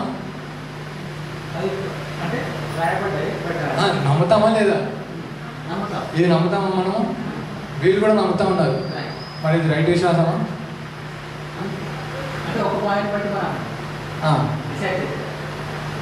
ఏ పాయింట్? ఆయన పాయింట్ అది యేసుక్రీస్తు ప్రవక్త అని, వాళ్ళు ప్రవక్త అని మాత్రమే నమ్ముతారు వాళ్ళు, దేవుడు అని నమ్మరు. నెక్స్ట్ ఇది డైరెక్ట్ ప్రస్తావన ఉంది. ఇప్పుడు బాల్ దగ్గరికి వెళ్దాం. బహాల్ ఏమని ఉంటుంది? ఇక్కడ ప్రస్తావన డైరెక్ట్ యేసు ప్రభు కన్యకు పుట్టాడు. ఇప్పుడు మీరు మిమ్మల్ని ఎవరైనా అడిగారు అనుకోండి, బైబిల్లో కాకుండా ఎక్కడ రాసున్నారా అని అంటే ఇది చూపించండి. యేసు ప్రభు కన్యకు పుట్టాడని నమ్ముతారు వాళ్ళు, అక్కడ రాయబడింది. Jesus is the divine son of God. వీళ్ళు కేవలం దైవికమైనటువంటి మనిషి అని నమ్మట్లేదు. ఏమని నమ్ముతున్నాడు? దేవుని కుమారుడు లేకపోతే దేవపుత్రుడు అని నమ్ముతా ఉన్నారు. Next materialism. Jesus rejected worldly materialism. అంటే ఏంటిది? మెటీరియలిజం అని అంటే మన కార్ కానివ్వండి, బంగ్లా కానివ్వండి, లేకపోతే ఆభరణాలు కానివ్వండి, బట్టలు కానివ్వండి, ఇవన్నీ కూడా ఏమంటారు? మెటీరియలిస్టిక్ థింగ్స్ అంటాం మనం. అంటే ఈ లోకంలో మనకు కావాల్సినటువంటి వస్తువులు. ఈ లోకంలో కావాల్సినటువంటి వస్తువులని యేసు ఏం చేశాడంట? ధిక్కరించేశాడు, రిజెక్ట్ చేశాడు. రైట్. జీసస్ వర్క్ మిరాకిల్స్ అంటే యేసు ప్రభు వారు సూచక క్రియలు చేశారు. Next Jesus faced trial. Trial అంటే ఆయనని ఏమంటారు, శిక్షించడానికి ముందుకు తీసుకొచ్చారనమాట. ఇప్పుడు ట్రయల్ ఫేస్ చేయడం అంటే ఎవరైనా వ్యక్తి హత్య చేశాడు అనుకోండి, ఆయనని కోర్టుకి ముందు తీసుకొచ్చి హాజరుపరచడాన్ని ఏమంటారు? ట్రయల్ అని అంటారు. ఆ తర్వాత నేరారోపణ చేయడానికి కూడా మనం ట్రయల్ కింద లెక్క చేయవచ్చు. Jesus died on a cross. Jesus died on a cross అని అంటే యేసు ప్రభు సిలువపై మరణించాడు, లేకపోతే సిలువ వేయబడ్డాడు. Right. Jesus death redeems believers. Yesu ప్రభు యొక్క మరణం ఏం చేస్తుందంట? చనిపోయిన విశ్వాసులని రిడీమ్ చేయడం. అంటే రిడీమ్ చేయడం ఇందాక చదువుతున్నాం. ఇంగ్లీష్ వస్తుందని అడుగుతున్నా, తెలుగు ఇంగ్లీష్ రాని వాళ్ళు ఏం బాధపడకండి, ఇంగ్లీష్ వస్తుందని చెప్పండి. రిడీమ్, రిడెంప్షన్ అంటే ఏంది? రక్షింపబడడం. రిడీమ్డ్ అంటే రక్షణ, రక్షింపబడడం. తర్వాత జీసస్ వాజ్ రెజరెక్టెడ్. రెజరెక్టెడ్ అంటే తిరిగి లేవడం. తిరిగి లేవడానికి మనం ఏమంటాం? పునరుద్ధానాన్ని రెజరెక్షన్ అంటాం. Jesus ascended into heaven. పరలోకానికి ఆయన ఆరోహణం అయ్యాడు. ఇది నమ్ముతారా మీరు? ఇప్పుడు ఇది నమ్మాలా మనం? ఎందుకు నమ్మట్లేదు? మరి ఎందుకు నమ్మట్లేదు? ఇప్పుడు మనం ఆల్మోస్ట్ అవే కదా విశ్వాసంలో కావాలంటే ఇవే నమ్ముతున్నాం. ఏమని లాస్ట్ 3 పాయింట్స్ చదవండి ఒకసారి. Jesus is death redeems believers అంటే విశ్వాసులని యేసుక్రీస్తు యొక్క మరణం రక్షిస్తుంది మరణం నుంచి. తర్వాత యేసు ప్రభు వారు పునరుద్ధానుడయ్యాడు. పునరుద్ధారుడు అయితేనే కదా మనము రక్షణలోకి రాగలుగుతాం. Next Jesus ascended into heaven. ఆరోహణం అయ్యాడని మనం నమ్ముతా ఉన్నాం. మరి ఈ నమ్మకం కరెక్టే కదా? అది అక్కడే ఉంది కదా, Jesus is the divine son of God. ఇప్పుడు ఇందాక నేను చదివి చూపించిన ఇక్కడ ఎన్నో వచనం అది? ఎన్నో వచ్చిన ఇందాక నేను చదివించిన కదా ఒకటి, ఎటువంటి విశ్వాసం ఉండాలని చెప్పేసి. గలతీలకు రాసిన పత్రికన గలతీలకు రాసిన పత్రిక 2వ అధ్యాయము 20వ వచనం. Galatians chapter number 2 verse number 20. Last 21కి ముందు ఒకటి చదవండి సిస్టర్. 21కి ముందు ఒక లైన్ ఉంది.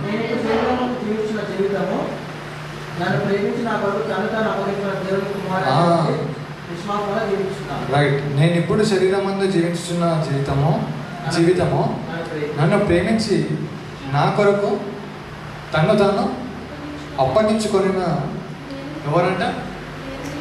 దేవుని కుమారుడు. ఎవరు? దేవుని కుమారుడు. ఇప్పుడు అక్కడ ఉందా లేదా? ఉందా? మన ఎందుకు నమ్మట్లేదు? మనం దాన్ని నమ్మొచ్చు కదా. నెక్స్ట్ అది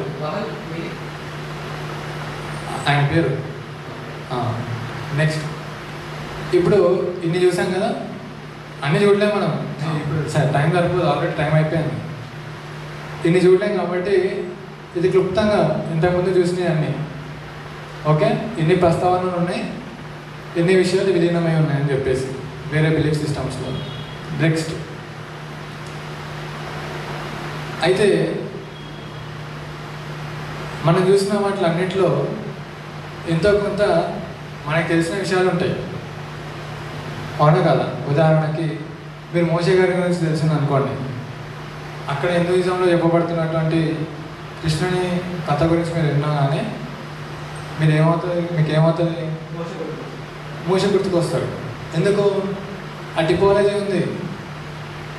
అట్లాగే యేసు ప్రభుని గురించి ప్రతి ఒక్క విశ్వాసంలో కానివ్వండి, లేకపోతే ప్రతి ఒక్క మనిషి ఏదైనా ఫిలాసఫీ కానివ్వండి, దాంట్లో యేసు ప్రభు గారు మాట్లాడినటువంటి విషయాలు ఖచ్చితంగా కోట్ అనే చేయడం కానివ్వండి, లేకపోతే డైరెక్ట్గా ప్రస్తావన కానీ, లేకపోతే వాటిలో ఉన్నటువంటి ఏవో కొన్ని విషయాలు మార్పులు చేర్పులు చేసి చెప్పడం కానీ జరిగింది. నెక్స్ట్ అయితే ఇది ఒక కోట్ చూడండి, ఇప్పుడు నేను కల్పిస్తాను. యాజ్ ద సెంచరీస్ పాస్ అంటే సంవత్సరాల, సెంచరీస్ అంటే శతాబ్దాలు, వందల ఏళ్ళు గడిచినా కానీ the evidence is accumulating. Evidence is accumulating అంటే రుజువులు ఇంకా కూడా సేకరించబడతా ఉన్నాయి. ఏమని సేకరించబడుతున్నాయో చూద్దాం. Measured by his effect on history. Measured by his effect on history అంటే దేవుని యొక్క అత్యున్నతమైనటువంటి సార్వభౌమాధికారం వల్ల, ఆయనకున్నటువంటి అధికారం, చరిత్రపైన ఉన్నటువంటి అధికారం వల్ల అది ఏమవుతా ఉందంట? ఏమవుతా ఉంది? ఇంతకుముందు చెప్పినా కదా, ఏమవుతా ఉంది?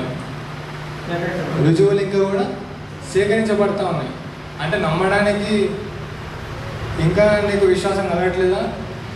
అవును కలగట్లేదా నా అనుకో, ఇంకో రుజువు. నమ్మడానికి ఇంకేది సరిపోవట్లేదా? ఇంకో రుజువు. ఎన్ని రుజువులు కావాలో అన్ని రుజువులు నీకు దొరుకుతూ ఉంటాయి. ఇప్పుడు దశాబ్దాల దశాబ్దాలు నువ్వు వెతుకుతున్న కొద్దీ నీకు దొరుకుతూ ఉంటాయి. నెక్స్ట్ అయితే ఇన్ని దశాబ్దాలు దాటినా కానీ మొత్తం ప్రపంచంలో మనల్ని ప్రభావితం చేసినటువంటి వ్యక్తి ఎవరైనా ఉన్నారా అంటే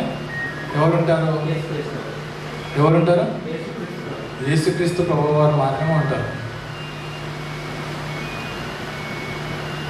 అంటే నిన్ను నన్ను ఇన్ఫ్లుయెన్స్ చేయకపోయిండొచ్చు, కానీ ఎక్కువ మందిని ఇన్ఫ్లుయెన్స్ చేశాడా? చేశాడు. ఇప్పటికీ కూడా అదే రికార్డు. మీరు వెళ్ళి గూగుల్ కానీ లేకపోతే ఇంకేమైనా చేయండి, మీకు most influential figure in the world అంటే జీసస్ క్రైస్ట్ అని వస్తుంది. తర్వాత నెక్స్ట్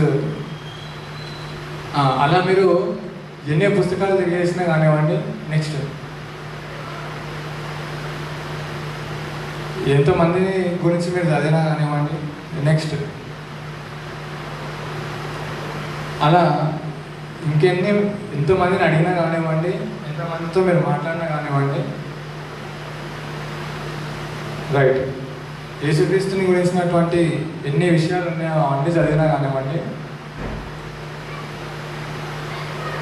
తర్వాత మీరు వేరే ఫిలాసఫీ అంటే తత్వశాస్త్రం కానివ్వండి, లేకపోతే యూదులు అడుగుతున్నటువంటి సూచక్రియలు కానివ్వండి, ఇంకా ఏమైనా చూసుకున్నా కానివ్వండి, ఖచ్చితంగా వేసుకోక కనబడతాడు అక్కడ. రైట్. అలా తిరిగి వచ్చి మళ్ళీ మీరు ఇప్పుడున్నటువంటి మోడర్న్ వరల్డ్లో ఉన్నటువంటి జీవితాలను చూసినా కానీ మీకు వేసుకోక కనబడతాడు. రైట్. ఇప్పుడు చాలా మీరు ఇన్ని విన్నారు కదా, ఇప్పుడు ఇన్ని విషయాలు విన్నారు. ఇప్పుడు మళ్ళీ నేను కొరింథీయులకు రాసిన పత్రిక, మొదటి కొరింథీయులకు రాసిన పత్రిక, కొరింథీయులకు రాసిన మొదటి పత్రిక, మొదటి అధ్యాయం, ఎన్నో వచనం అది 19. 20 చదువు, 20 కాదు 22 చదువు. 22. యూదులు సూచక క్రియలు చేయమని అడుగుతున్నారు. చాలు. ఇప్పుడు యూదులు అంటే యూదులు పక్కన పెట్టేసేయండి. ఇంతకుముందు నేను ఏం చేయించాను, బహాల్ వాళ్ళు ఏం నమ్ముతారు, యేసుక్రీస్తు వారు సూచక క్రియలు చేశారని నమ్ముతాడు. రైట్. యూదులు ఏం వెతుకుతున్నారంటే ఇంకా సూచక క్రియలు చేయమని అడుగుతా ఉన్నారు. నెక్స్ట్, గ్రీసు దేశస్తులు ఏమడుగుతున్నారు, దేన్ని, జ్ఞానాన్ని. ఇప్పుడు జ్ఞానం యేసుప్రభు దగ్గర ఉందా? ఏమంటున్నారు అందరూ ఆయనని? Jesus is the wise teacher అని అంటున్నారు, అవునా కాదు? రైట్. నెక్స్ట్, అయితే మేము సిలువ వేయబడిన క్రీస్తును ప్రకటించుచున్నాము. రైట్. అయితే ఇక్కడ ఇంకో విషయం ఏంటంటే, బాల్లో కూడా ఏమని నమ్ముతున్నారు వాళ్ళు? యేసుక్రీస్తు సిలువ వేయబడ్డాడని నమ్ముతున్నారు. కానీ ప్రత్యేకత ఏంటి?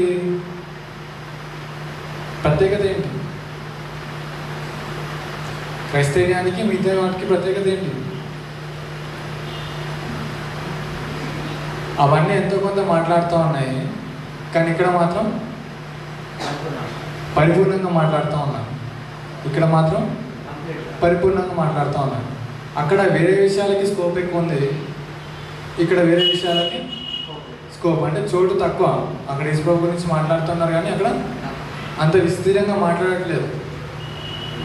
మాట్లాడట్లేదు, తక్కువ ఉంది స్కోప్. ఇప్పుడు నెక్స్ట్ ఒక నిమిషం. అయితే ఇప్పుడు ఇంకోటి ఆలోచించవలసినటువంటి విషయం ఏంటంటే, ఇంతకుముందు చదువుకున్నాం కదా, ఏమని 24 చదువు ఒకసారి.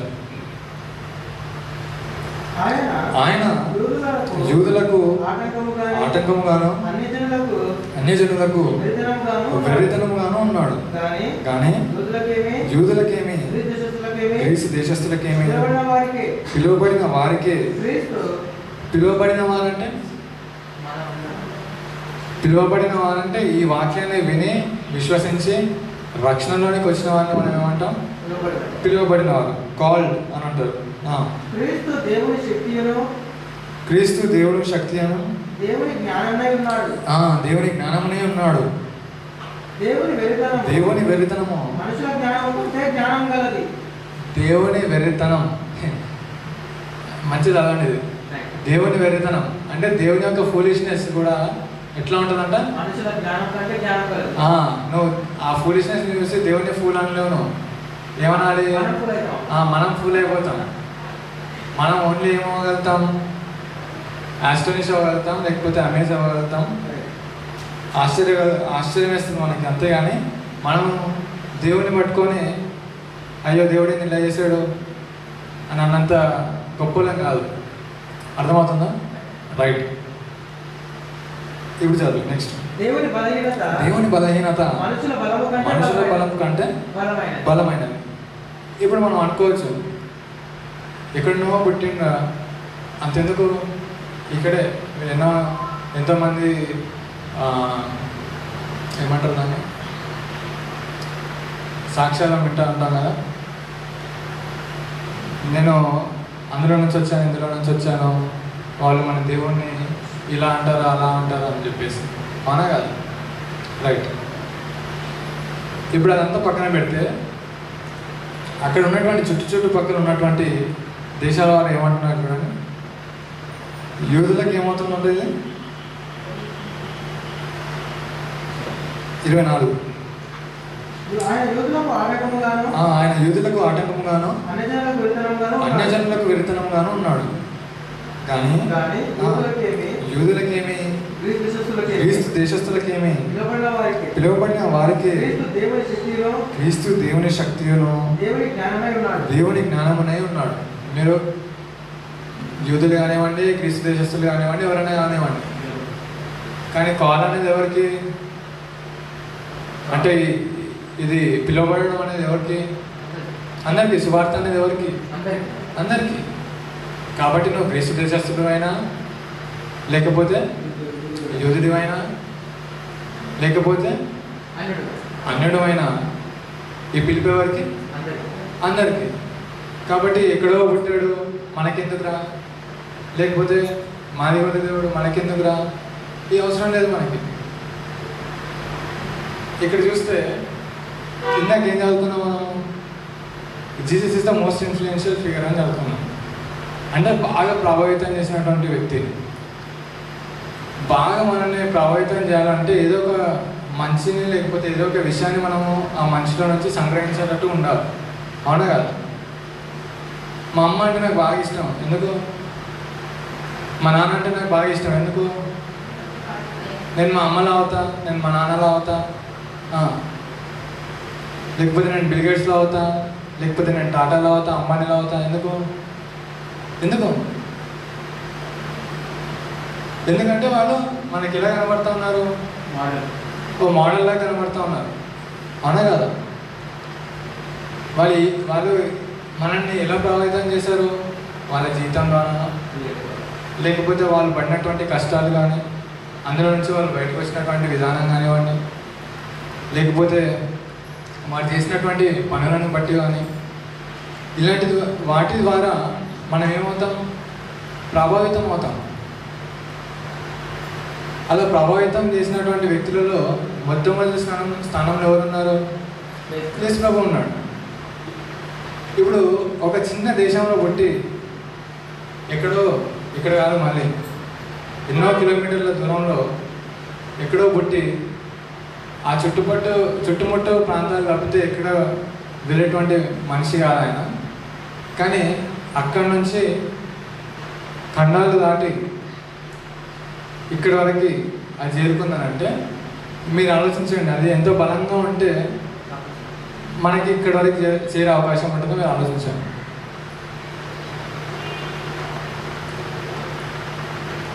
ఏదైనా సత్యం అని అనుకోండి, అది నిలవాలంటే మీరు ఏం చేయాలి? సత్యం నిలబడాలంటే మనం ఏం చేయాలి? ఎవరు చెప్తా ఉంటాం సపోర్ట్ చేయాలని? సపోర్ట్ ఎట్లా చేయాలి? సపోర్ట్ చేయడం అంటే మనం దాని కొరకు నిలబడడం, మాట్లాడడం. అవునా? రైట్. అయితే ఇది మనం ఏమని నమ్ముతా ఉన్నాం? దీన్ని ఏమని నమ్ముతా ఉన్నాం? మనం సత్యం అని నమ్ముతా ఉన్నాం. ఈ విషయాలన్నీ కూడా మనం ఏమని నమ్ముతున్నాం? సత్యం అని నమ్ముతా ఉన్నాం. సత్యం ఎక్కడ ప్రకటింపబడుతుందని చెప్పుకున్నాం మనం లాస్ట్ టైం. ఎక్కడ అనుకున్నాం? సంఘంలో. అవునా? రైట్. నేను లాస్ట్ టైం గురించి వర్ష ఒకటి గురించి ముగిస్తాను. 1 తిమోతికి రాసిన పత్రిక 3వ అధ్యాయం 15వ వచనం. 1 తిమోతికి రాసిన పత్రిక 3వ అధ్యాయము 15. 1 Timothy chapter number 3 verse number 15. అయినను నేను ఆలస్యం చేసిన యెడల దేవుడి మందిరమును అనగా జీవము గల దేవుని సంఘములో జనులు ఎలాగూ ప్రవర్తింపవలెను అది నీకు తెలియవలెనని ఈ సంగతులను నీకు రాయిచున్నాను. ఆ సంఘము సంఘం దేనికి ఆధారం? దేనికి స్తంభం? సత్యానికి స్తంభం అంటే పిల్లర్. స్తంభం అంటే పిల్లర్. తర్వాత ఆధారం అంటే ఎవిడెన్స్. ఆధారం అంటే ఎవిడెన్స్. ఇప్పుడు ఎవిడెన్స్ మన యేసుప్రభువు నమ్మాలంటే ఎవిడెన్స్ ఎక్కడ దొరుకుతుంది? ఎవిడెన్స్ చూపించమని ఎక్కడికి వస్తారు? సంఘానికి వస్తారు. ఇప్పుడు ఈ సత్యానికి మీరు పిల్లర్ అయి ఉంటారా లేకపోతే ఎట్లా ఉంటారు? పిల్లరా? చిన్న రాయా, గుడ్డరాయా, గాలి వస్తే ఇట్లా కొట్టుకుని వెళ్ళిపోతుంది, అట్లా ఉంటారా? ఎలా ఉంటారు? స్ట్రాంగ్ పిల్లర్ ఉంటారు. రైట్. ఇప్పుడు స్ట్రాంగ్ పిల్లర్ ఉండాలంటే ఇంత ఇన్ఫర్మేషన్ సరిపోతుందా ఈరోజు ఇచ్చింది? ఇంకెంత కావాలి మరి? రైట్. ఒకసారి చూసుకుందాం. చాలా కావాలంటున్నారు కాబట్టి ఎంత కావాలో ఒకసారి చూసుకొని ముగించుకుందాం. 1 కొరింథీయులకు రాసిన పత్రిక 1వ అధ్యాయం. మళ్ళీ మర్చిపోదు, ఇదంతా ఎక్కడెక్కడో పోతుందని చెప్పేసి మీరు అనుకోవద్దు. కరెక్ట్ ప్రతి వారం వస్తే మీకు కరెక్ట్ అర్థమవుతుంది. మీలో చాలామంది ప్రతి వారం రావట్లేదు, ఆ కనెక్షన్ అనేది మిస్ అయిపోయి గజిని అయిపోతున్నారు మీరంతా. రైట్. 1 కొరింథీయులకు రాసిన పత్రిక 1వ అధ్యాయము 5వ వచనం. క్రీస్తును గురించిన సాక్ష్యము మీలో స్థిరపరచబడినందున ఆయన యందు మీరు ప్రతి విషయంలో అనగా సమస్త ఉపదేశములోను సమస్త జ్ఞానములోను చాలు. ఐశ్వర్యవంతులు అంటే ధనవంతుడు, రిచ్. మీరు ఎప్పుడు రిచ్గా అవుతారు? మీరు రిచ్ ఇన్ఫర్మేషన్ ఉంటే మీరు రిచ్ అవుతారు, డబ్బులుంటే కాదు. ఇప్పుడు ఆ రిచ్నెస్ ఎట్లా వస్తుందంట? చదవండి. క్రీస్తును గురించిన సాక్ష్యము మీలో స్థిరపరచబడాలి. మీరు జస్ట్ యేసుక్రీస్తు మా కొరకు చనిపోయాడు, మన పాపాల కొరకు చనిపోయినాడు, తిరిగి 3వ దినాన లేచాడు, ఇంత చెప్తే మనిషి నమ్మడు ఎవరు. ఎందుకు? ఇంకా బలమైన దృఢమైనటువంటి సాక్ష్యాలు కావాలి. అందుకే ఏమంటున్నాడు చూడండి, అక్కడ రాసిన పదం, ఉపయోగించిన పదం కూడా ఏంటది? క్రీస్తును గురించిన సాక్ష్యము మీలో స్థిరపరచబడినందున. అంటే ఎస్టాబ్లిష్ చేయాలి. ఎస్టాబ్లిష్ చేయకపోతే మనకి ఏం రాదు? రక్షణ రాదు. అంటే వేరే మనిషిలో ఆ రక్షణ రాదు. ఒక మనిషిని మార్చాలంటే ఒక విధంగా మార్చలేము మనం. ప్రతి మనిషి ప్రత్యేకం, దేవుని ద్వారా తయారు చేయబడి ప్రత్యేకంగా ఉంటాడు. కాబట్టి వాళ్ళకి ఇంట్రెస్ట్ ఉన్నటువంటి విషయాలు ఏవో వాటిని మనం పరిగణలోకి తీసుకొని దాన్ని బట్టి మనం ఏం చేయాలి? దేవుని వాక్యాన్ని వాళ్ళకి ప్రకటించడానికి మనం సిద్ధపడాలి. అంతేగాని ఏదో ప్రతిసారి దెబ్బ కొట్టినట్టు ఇది దేవుడు మన కోసం చేసింది. యేసుక్రీస్తు వారు మనకు పాపాల కొరకు ఏమంటారు పుట్టాడు, శిలువ వేయబడ్డాడు, తర్వాత 3వ దినాన తిరిగి లేచాడు అంటే నమ్మరు ఎవరు. ఎందుకు నమ్మరు? They need more evidence. రుజువులు ఎక్కువ కావాలి. ఇప్పుడు విశ్వాసం అంటే ఏందని నేర్చుకున్నాం మనం. విశ్వాసం అన్నది ఒక రుజువు, అవునా కదా? విశ్వాసం ఏంటి? ఎప్పుడు రాసిన పత్రిక 11వ అధ్యాయం ప్రకారం విశ్వాసం అన్నది నిరీక్షింపబడుచున్న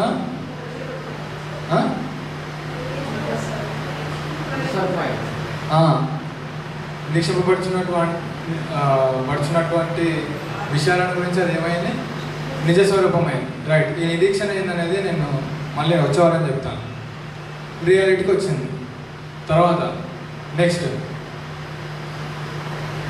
అదృశ్యమైన వాటిని నమ్ముటకును ఏమై ఉన్నది?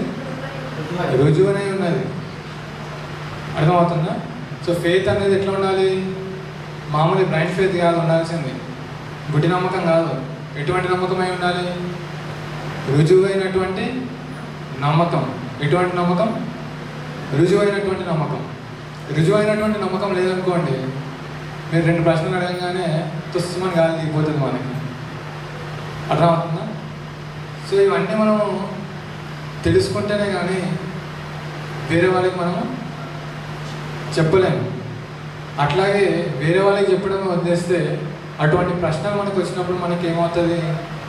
మన విశ్వాసంలో బలహీనత అనేది ఏర్పడుతూ ఉంటుంది. ఎందుకు? ఆ క్వశ్చన్ లేకపోతే ఆ డౌట్ అనేది మనకి ఏదైతే ఉందో అది క్లారిఫై కాకపోతే ఏమవుతుంది? అట్లాగే మిగిలిపోతుంది డౌట్గా. కానీ దాన్ని క్లారిఫై చేసుకుంటే కాలు ఇటేయాలో కాలు అటేయాలో మనకు అర్థమవుతుంది. కాబట్టి మనం ఏం చేయాలంట, ఫస్ట్ స్థిరపరచబడడానికి మనం ఏం చేయాలి, ఆ సాక్ష్యం ఏదైతే ఉందో దాన్ని గట్టిగా పట్టుకోవడం. అంటే ఫస్ట్ చూడాలి, టెస్ట్ చేసి చూడాలి. ఆ తర్వాత ఆయన యందు మీరు ప్రతి విషయంలోనూ, అంటే 1, 2, 3 కాదు, ఆయన 100 చేస్తే 100, 1000 చేస్తే 1000, ప్రతి విషయంలోనూ ఏం చేయాలంట, అనగా మనం ఆయన యందు ఉండాలి. అనగా సమస్త ఉపదేశములోను సమస్త జ్ఞానములోను ఐశ్వర్యవంతులు అయితే.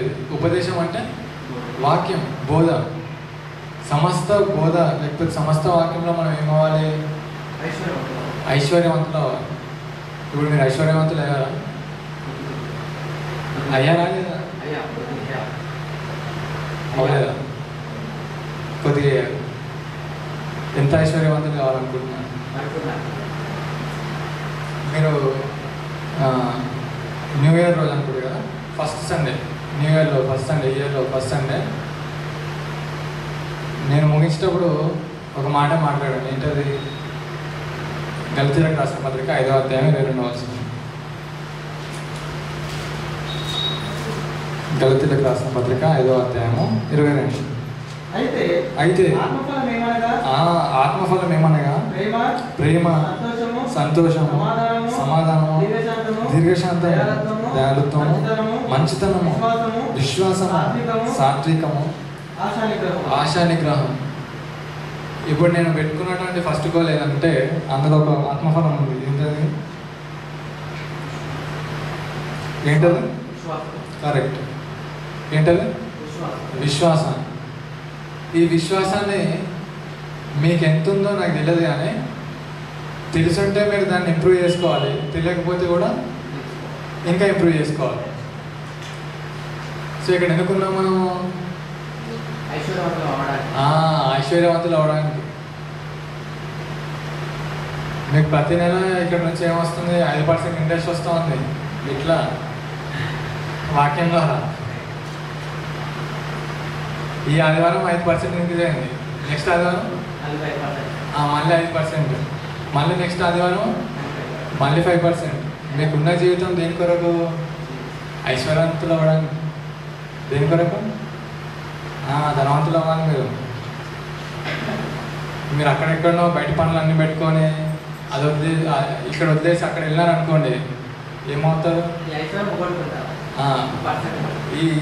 పోతుంది, ఆ ఐశ్వర్యం వస్తుంది, కానీ అది దేనికి పనికిరాదు. ఇంకా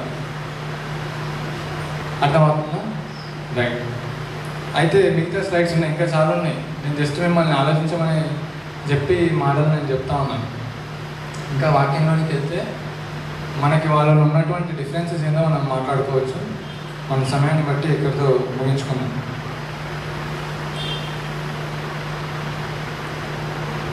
కళ్ళు మూసుకొని ప్రార్థన చేసుకున్నాం. మమ్మల్ని మీకులే ప్రేమిస్తున్నటువంటి మా కన్న తండ్రి, మీకు వందనాలు, స్తోత్రాలు. ఇంతవరకు మీకు అమూల్యమైన మాటలను మన తండ్రి మేమంతా కూడా తెలుసుకొని దేవ విశ్వాసమైన ఆత్మఫలాన్ని తండ్రి మీరు మాకు అనుగ్రహించున్నారు. ఆ ఆత్మఫలాన్ని దినదినమో మేము అభివృద్ధి పొందుకోవచ్చు. మీ వాక్యం ద్వారా తండ్రి మమ్మల్ని మేము ఇంకాను క్రీస్తులో స్థిరపరచుకున్నట్టు మా విశ్వాసంలో తండ్రి మెరుగుగా చురుకుగా ఉండటకు మీరు చూపించినటువంటి ఈ కృపను బట్టి మీకు వందనాలు చెల్లిస్తున్నాం తండ్రి. కేవలం క్రీస్తు మరణం పునరుద్ధానం ద్వారా ఈ యొక్క విశ్వాసంలోకి వస్తే మీరు చెప్పినటువంటి అనేక విషయాలను తండ్రి మేము ఇంకా నేర్చుకోవాల్సిన వాళ్ళని ఉండగా మేము కేవలం స్వార్థ వరకే పరిమితం అవ్వకుండా ఈ యొక్క గొప్ప సంకల్పంలో మీరు చేసినటువంటి కార్యాలన్నింటినీ మేము ఆలోచించి తండ్రి ఆశ్చర్యవంతులవుటకు మీరు ఇచ్చినటువంటి యొక్క కృపను బట్టి మీకు వందనాలు చెల్లిస్తున్నాం. రానున్న కాలంలో అనేకమైనటువంటి విషయాలను మరి తండ్రి మేము ఇంకా తెలుసుకొని తండ్రి మీరు ఇచ్చినటువంటి గొప్ప ఐశ్వర్యాన్ని మేము మా సొత్తుగా మార్చుకున్నట్టు మీ కృపను అనుగ్రహించి మనం వేడుకొనొచ్చు. ఇంతవరకు మాతో ఉండి తండ్రి మాట్లాడి బలపరిచినందుకు మీకు వందనాలు చెల్లిస్తున్నాం తండ్రి. అనేక మందితో మీరు మాట్లాడండి, మీ యొక్క వాక్యంలో ఆ శక్తి ఉన్నది కనుక తండ్రి మారని హృదయాలను మీరు మార్చమని వేడుకొనొచ్చు. మారిన హృదయాలు మరి తండ్రి మీరు చేసినటువంటి గొప్ప సంకల్పాన్ని ఆలోచించే వాక్యాన్ని వారికి అనుగ్రహించమని వేడుకొనొచ్చు తండ్రి. ఈ చరిత్ర మొత్తంలో యేసు ప్రభువును మీరు గొప్ప వ్యక్తిగా మా కొరకే పంపించి నిలబెట్టినందుకు మీకు వందనాలు చెల్లిస్తున్నాను తండ్రి. ఇంతటి గొప్ప భాగ్యాన్ని మీరు మాకు అనుగ్రహించి ఆయనను తెలుసుకొని ఆయన గురించి విని ఈ యొక్క రక్షణలోనికి నడిపించినందుకు ఆయనకు ఎన్ని స్థుతులు వందనాలు చెల్లించినా కానీ తక్కువేనా మరి తండ్రి. ఇంత గొప్ప రక్షణను మరి తండ్రి అనేకులకు పంచుటకు కావాల్సిన జ్ఞానాన్ని మేము నేర్చుకునేందుకు మీరు కృపను చూపించి మనం వేడుకోవచ్చు తండ్రి. జరగబోయే కార్యక్రమాలు అంతట్లో మీరు తోడు ఉండి మమ్మల్ని ముందుకు నడిపించి మనం వేడుకోవచ్చు. ఈ కొద్ది మాటలు యేసుక్రీస్తు పేరు అడిగి వేడుకుంటున్నాం తండ్రి.